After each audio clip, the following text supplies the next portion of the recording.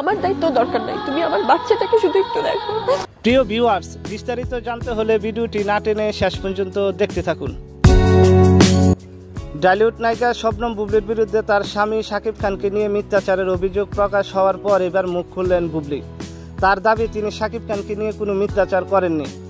তো একজন বাবা তো সেটা তো এটা আরো বুবলি গণমাধ্যমকে বলেন, আমার নিজেকে বা নিজের সিনেমাকে আলোচনা রাখার জন্য কারোর নাম বা কাহিনী বলতে হয় না, বরং আপনারা দেখছেন কারা আলোচনা থাকার জন্য একের পর এক সিরিজ নিউজ করে।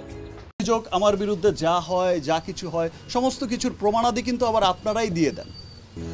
আমার নাম নিয়ে যে কোনো প্রোগ্রামে বা সাক্ষাৎকারে কথা বলেই যাচ্ছে বছরের পর বছর। প্রকাশিত খবরের অভিযোগের ব্যাপারে বুবলি আরও বলেন, আমি আমার সিনেমার মুক্তির প্রমোশনাল প্রোগ্রামে যখন অংশগ্রহণ করি তখন আমার সিনেমার পাশাপাশি অনেক বিষয় চলে আসে, তখন আমি সবাইকে যথেষ্ট সম্মান দিয়ে প্রশ্নের উত্তর দেই। সাকিবের পৃথিবী এখন একটাই, সেখানে পৃথিবীর কেউ। অপুকে ইঙ্গিত করে বুবলি বলেন, আমাদের একান্ত ব্যক্তিগত ব্যাপারে যখন অন্য কেউ কথা বলেন, নানান ব্যাখ্যা দেন, তখন খুব হাস্যকর লাগে। বুবলি বলেন, সাকিব 9 মাস সন্তানের কোনো খোঁজ খবর রাখেনি।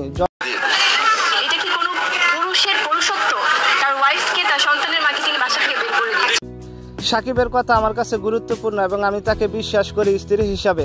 আমি সবসময় তার পাশে আছি। দিন শেষে আমি চাই সে ভালো কাজের সঙ্গে থাকুক, তাকে যথেষ্ট সম্মান করি।